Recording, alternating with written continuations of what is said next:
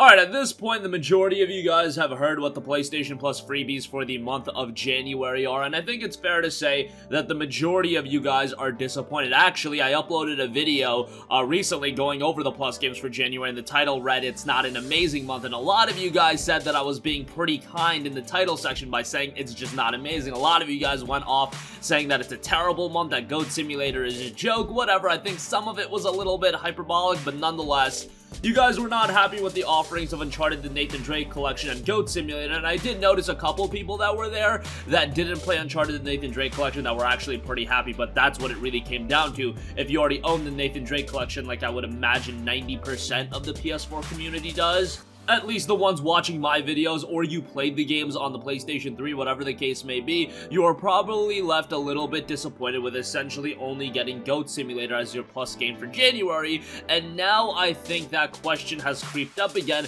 Has PlayStation Plus been a disappointment over the last 10 months or so? Has it been a little bit of a flop? Have we not been getting the high quality games, etc, etc, etc? And I think what January has done is caused a lot of people to start fear-mongering again. Just because we have one bad month doesn't mean the entirety of PlayStation Plus is pretty bad, or it's been really bad for quite a while. However, things did change back in March of last year. If you guys don't know, March of last year was when they stopped offering PlayStation Vita and PlayStation 3 games alongside with the PlayStation 4 game. Well, conventional wisdom would have you think, hey, they're not paying licensing fees to offer PlayStation 3 and PlayStation Vita games. Does that mean the quality of the PlayStation 4 games are going to improve? And that necessarily hasn't really happened. Have we gotten some standout months? Sure, but I wouldn't say across the board we've had this increase in quality like we were expecting, or at least I was expecting. And you have to remember, while you might be thinking, hey, we're just losing out on PlayStation Vita and PlayStation 3 games, realize the fact that not only a lot of the PlayStation Vita games were playable on PlayStation 4, there were really good ones as well. And sometimes you would have PlayStation Plus months where you would be getting 3 or 4 freebies on the PlayStation 4 just because the PlayStation Vita title was cross-buy. Also, add to the fact that it is a real possibility that the PlayStation 5 is going to have backwards compatibility with PlayStation 3 games. So if you're in the mindset of, hey, let me just start hoarding all of these PlayStation 3 games for a hypothetical PlayStation 5 release in 2020, maybe it'll have backwards compatibility and I'll be able to play a Metal Gear Solid 4 Guns of the Patriots that they offered in 2019. Maybe I'll be able to play a Zone of the Enders HD collection that they offered in January of 2019. So you do have to ascertain the value of that as well. But let's take a look at the month by month since March of 2019 when, again, the change occurred, and we'll give everything a thumbs up or a thumbs down. Alright, so March of 2019, we had Call of Duty Modern Warfare Remastered and The Witness. Now, I think this is a thumbs up. Call of Duty Modern Warfare Remastered was offered with Call of Duty Infinite Warfare, and you can find that rather cheap, but hey, to get that standalone, I still think it's pretty good, and The Witness is a great offering as well. I thought The Witness was an excellent game by Jonathan Blow. Very good artistic puzzle adventure game, so that's a thumbs up, and those are games of two distinct experiences. Call of Duty Modern Warfare Remastered, that notable game that has a multiplayer component. The Witness, on the other hand, a game that maybe a lot of people aren't familiar with, but a great game in its own right, so that's a thumbs up. In April of 2019, we had Conan Exiles and The Surge. That's a thumbs down for me. Conan Exiles was a game that was not received all too well, and while I personally enjoyed The Surge, I just don't think it's enough of a standout game. Again, I do have to judge these games a little bit more harshly because we are only getting 2 games at a time. That's a value thing that you absolutely have to factor in. So that's going to get a thumbs down for me. Not a terrible month, but not one that I think warrants a thumbs up. May of 2019, What Remains of Edith Finch and Overcooked. A big thumbs down for me. Not to say either of those games are bad. Overcooked is actually really good, and What Remains of Edith Finch is a pretty cool experience. However, with PlayStation Plus, you have to offer at least one experience that is a standout game that a lot of people are going to gravitate towards and be like, okay, I'm excited to be able to play that. What Remains of Edith Finch nor Overcooked are those kinds of games. Those games could act separately as quality complementary titles to a bigger title. That's how PlayStation Plus should be done.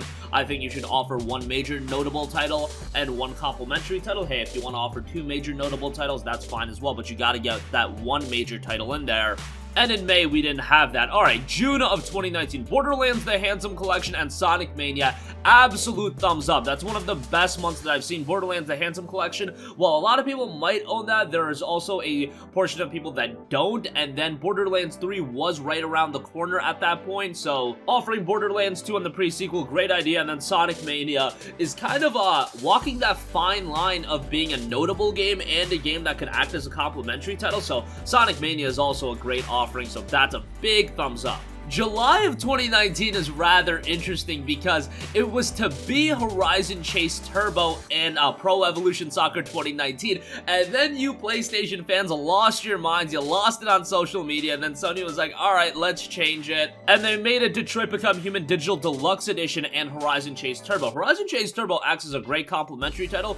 Detroit, on the other hand, that is a great offering, and of course with the Digital Deluxe Edition, not only did you get Detroit, you also got Heavy Rain, which was a really cool addition, so you effectively got 3 games here. That's a big thumbs up. Now, Heavy Rain was a PlayStation Plus title in the past, however, if you didn't get it back then, that gives you another opportunity to pick it up again. That month is an absolute thumbs up. August of 2019, Wipeout Omega Collection and Sniper Elite 4, again, a big thumbs up. Wipeout Omega Collection, a great offering. Sniper Elite 4 is a game that I really enjoyed, and another one of those titles that, yes, it was a more notable release, however, a game that I think a lot of people missed out on back in 2017. Really cool open world title, and again, here you're getting 2 distinct experiences. You're getting an arcade racer and this open world adventure shooter, stealth game, whatever you want to call it. So August of 2019, a big thumbs up. September of 2019, another thumbs up month. Batman Arkham Knight and Darksiders 3. That is a great month. Darksiders 3 wasn't as well received, however, I still thought it was a pretty enjoyable game, and it's a relatively recent release, coming out back in December of 2018, and at that point only 9 months old, so great offering there. And Batman Arkham Knight, again, that's a game a lot of people might own, but if you don't, that is a great offering, and out of those 2 games, probably one of them you hadn't picked up yet. Probably for a lot of people it was Darksiders 3, but if you were in an advantageous position where you didn't pick up either of them, well, you made out like a bandit for your $3 and change that you should be paying for PlayStation Plus. October of 2019, another pretty good month.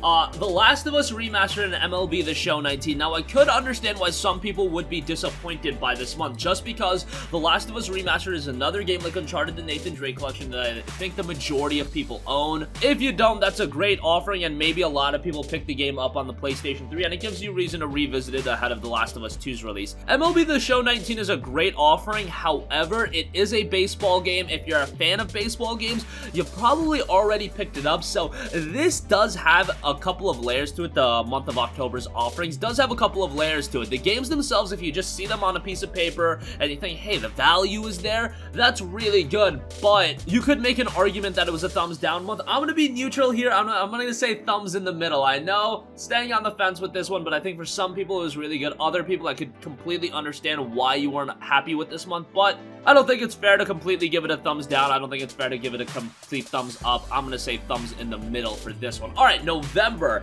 they bounced back hard with this one. Neo and Outlast 2, which is tremendous.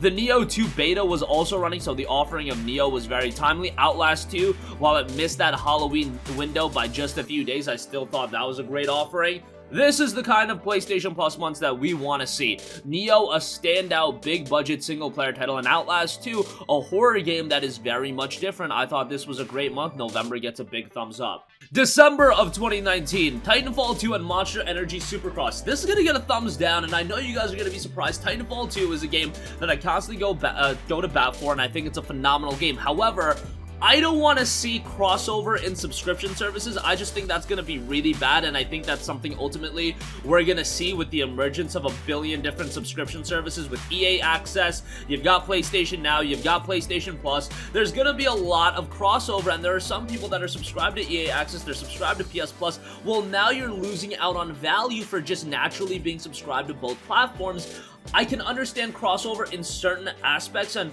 certain times to do games that have appeared on other subscription services or whatever the case may be. Titanfall 2, I don't think it was very much a timely addition, and that game has been on sale a billion times for like $6, so it's not like the value is necessarily there. Monster Energy Supercross, that is what it is. It's a complimentary title, but I just don't think it's strong enough to helm the month of December, so that's going to get a thumbs down. And then January, Uncharted, the Nathan Drake Collection, Goat Simulator. I made myself pretty clear with this one. Uncharted is awesome. Nathan Drake collection is phenomenal. However, it's a game that I think the vast majority of PlayStation fans own. Uncharted is that franchise that it's like Halo for Xbox. If you have a PlayStation, you have to play Uncharted. And it's 2020, and you think people are going to be clamoring for Uncharted, the Nathan Drake collection. I'm sure there are a few out there. However, I just don't think it's a strong enough offering. And then Goat Simulator.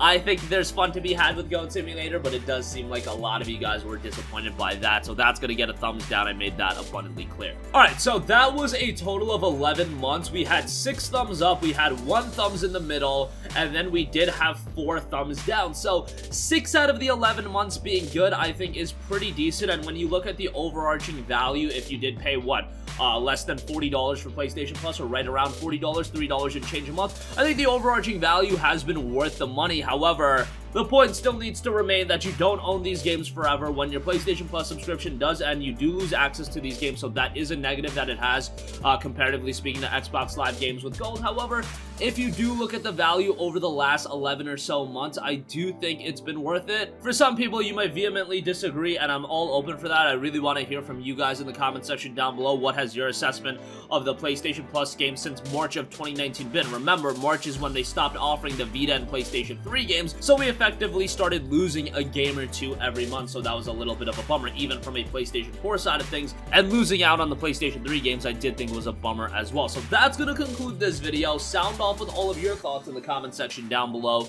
Thank you for watching, and goodbye. Hey guys, we hope you enjoyed the video, and if you did, make sure to hit the subscribe button, and if you're already subscribed, do us a favor and hit the bell icon. This way you'll be notified whenever we post a new video. That's the best way to keep up with all of our uploads, and we usually try to upload 2 videos a day. And with the bell icon hit, you'll be notified whenever we do upload a video. As always, thanks for watching.